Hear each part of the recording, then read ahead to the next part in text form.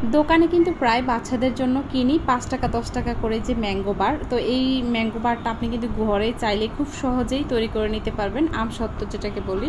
তো এখানে আমি 2 কেজি কাঁচা আম নিয়েছি, খুব ভালো করে পরিষ্কার করে ধুয়ে নিয়েছি, পানিটা ঝরিয়ে নিতে হবে। এরপর আমি এইভাবে স্লাইস করে কেটে নিচ্ছি।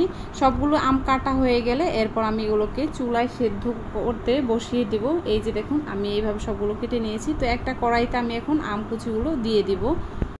এর সাথে সামান্য পরিমাণ পানি অ্যাড করে ঢাকনা দিয়ে ঢেকে তারপর আমি সেদ্ধ করছি। বেশি পানি দিতে যাবে না, না হলে কিন্তু পানিটা শুকাতে চায় না।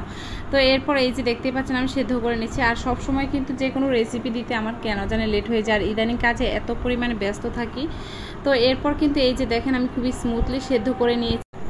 এরপর চুলা থেকে নামিয়ে হালকা ঠান্ডা করে নিয়েছিলাম, যাতে স্ট্রেনারে আমি একটু ছেঁকে নিব। তো এটার কারণে কিন্তু আর আমসত্ত্বটা একদম পারফেক্ট দোকানের মতো হবে, কোনো প্রকার আঁশ বা কোনো কিছুই আর থাকবে না আমসত্ত্বর ভিতরে। তো এই তো খুব সুন্দর করে সবগুলো আমের পাল্প আমি বের করে নিয়েছি।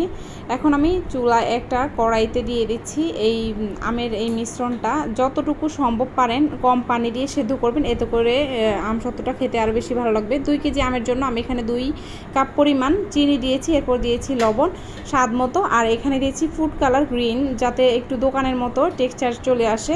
খুব ভালো করে মিশিয়ে নিতে হবে। আর অবশ্যই এটা কিন্তু একেবারেই অপশনাল, আপনার কাছে না থাকলে আপনি না দিতে পারেন। কালারটা খুব সুন্দর এসেছে। খুব ভালো করে ফুটিয়ে আমি অনেকটাই শুকিয়ে নিয়েছি।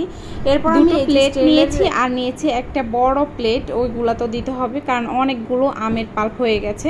আর বাচ্চাদের জন্য আমি এখানে চিলি ফ্লেক্স ছাড়া দিয়ে নিয়েছি, আর এখন আমি অ্যাড করে নিয়েছি চিলি ফ্লেক্স। এটা আমরা বড়রা খাবো তাই জন্য, কারণ বাচ্চারা তো মরিচ একদম সহ্য করতে পারবে না। খুব ভালো করে মিশিয়ে নিচ্ছি, খুব ভালো করে মিশিয়ে নিতে হবে।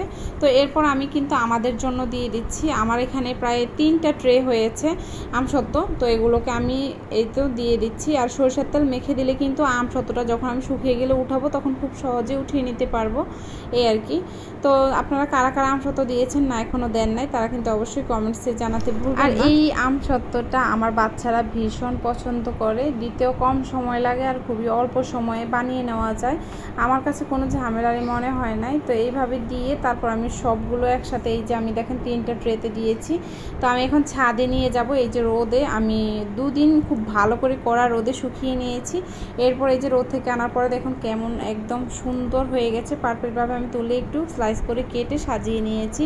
দেখতে কতটা লোভনীয় হয়েছে, একদম পারফেক্ট খেতে দোকানের আমসত্ত্বর মতো, ম্যাঙ্গো বারের মতো যেগুলো আমরা কিনে খাই।